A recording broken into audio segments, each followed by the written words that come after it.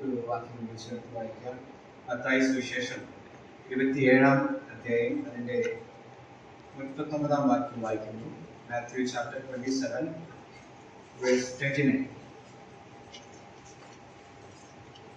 കടന്നു പോകുന്നവർ തല കുലുക്കി അവനെ ദുഷിച്ചു. അതിന്റെ 45 മുതലുള്ള വാക്യങ്ങൾ വായിക്കുന്നു.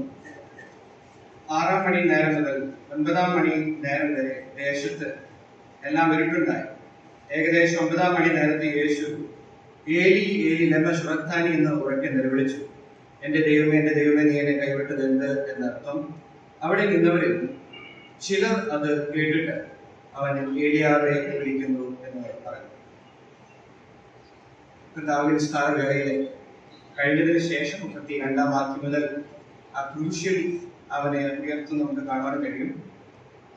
അന്ന് ഉത്സവ ദിവസമായതുകൊണ്ട് അനേക ആൾക്കാർ അതിനെ കടന്നുപോയി.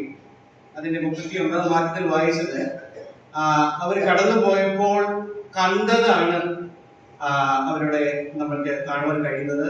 സുവിശേഷങ്ങളിലൊക്കെ കണ്ട കാര്യങ്ങൾ അവർ എഴുതി വെക്കുകയായി. അതിന്റെ 45-ാം മുതലുള്ള വാക്യത്തിൽ അവര് ചില കാര്യങ്ങൾ കേട്ടു. താന് അവസാനം ഉറക്കെ നിലവിളിച്ചത് താൻ കേട്ടു. അങ്ങനെ കണ്ടതും കേട്ടതുമായ കാര്യങ്ങൾ സുവിശേഷങ്ങളിൽ നമുക്ക് കാണുവാൻ കഴിയും. അനേകർ പല രീതിയിൽ അവനെ കണ്ടു, പല രീതിയിൽ അവനെ കേട്ടു. അവന്റെ പ്രിയമറ്റ ശിഷ്യന്മാരും ഒരളവോളം പല കാര്യങ്ങൾ ദൂരെ നിന്ന് കണ്ടു. എന്നാൽ അവനിൽ കാണാത്ത ചില കാര്യങ്ങളുണ്ടായി. അത് സങ്കീർത്തനങ്ങളിലൊക്കെ നമുക്ക് കാണാൻ കഴിയും.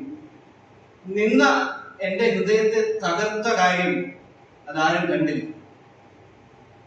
22-ാം സങ്കീർത്തനത്തിന്റെ 1-ാം വാക്യം ഇവിടെ നമ്മൾ വായിച്ചതിൽ നിവൃത്തീകരിക്കുന്നുണ്ടെങ്കിലും അതിനുശേഷമുള്ള കാര്യങ്ങൾ അവന്റെ ഹൃദയത്തിൽ നടന്നത്. ഞാൻ ഒരു മനുഷ്യനല്ല, ഒരു കൃമിയത്രേ എന്ന് താൻ ഹൃദയത്തിൽ പറഞ്ഞു. അതാരും കണ്ടില്ല. നമ്മൾ തുടർന്നുള്ള വാക്യങ്ങളൊക്കെ വായിക്കുമ്പോൾ കർത്താവിന്റെ ക്രൂശിലെ അനുഭവങ്ങൾ കാണാത്തതും കേൾക്കാത്തതുമായ അനേകരുണ്ട്. 69-ാം സങ്കീർത്തനത്തിൽ തന്നെ താനത് പറഞ്ഞുകൊണ്ട് താൻ പറയുക, എന്റെ നിന്ദയും എന്റെ ലജ്ജയും എന്റെ അപമാനവും അതാരും അറിഞ്ഞില്ലെങ്കിലും നീ അറിയുന്നു എന്നുള്ള വാക്ക് അവിടെ സങ്കീർത്തനക്കാരൻ ദൈവത്തിന്റെ ആത്മാവിൽ എഴുതുന്നുണ്ട്. താൻ ആശ്വസിപ്പിക്കുന്നവരുണ്ടോ, ആരെങ്കിലും സഹതാപം കാണിക്കുന്നവരുണ്ടോ എന്ന് നോക്കി ആർക്കും തോന്നിയില്ലെന്നാണ് എഴുതിയിരിക്കുന്നത്. ആരെങ്കിലും ആശ്വസിപ്പിക്കുന്നവരുണ്ടോ, ഈ ഫൗണ്ട് നൺ എന്നാണ് അവിടെ പറയുന്നത്. എന്നാൽ ഇന്ന് ദൈവത്തിന്റെ കൃപയാൽ നമുക്ക് ആരും കാണാതെ കേൾക്കാതെ ഇരുന്ന അനുഭവങ്ങൾ, കർത്താവിന്റെ അനുഭവങ്ങൾ, എന്റെ പാപത്തിന്റെയും നമ്മുടെ പാപത്തിന്റെയും പകരമായിരുന്നു എന്നുള്ളത് അനുഭവിപ്പാൻ, മനസ്സിലാക്കുവാൻ, വിശ്വാസ കണ്ണുകൾ കൊണ്ട് അത് മനസ്സിലാക്കി അവനെ മഹത്വപ്പെടുത്തുവാൻ ദൈവം വലിയ കൃപ നൽകിയിരിക്കും.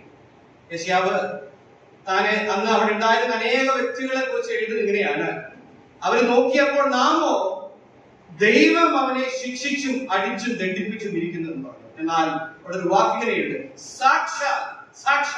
അത് ഇന്ന് നമുക്ക് ഏറ്റുപറയാൻ ദൈവം നമ്മെ സഹായിക്കട്ടെ. സാക്ഷാൽ അവൻ നമ്മുടെ പാപങ്ങളിലായിരുന്നു വഹിച്ചത്, അതാരും കണ്ടില്ല. No one has seen that.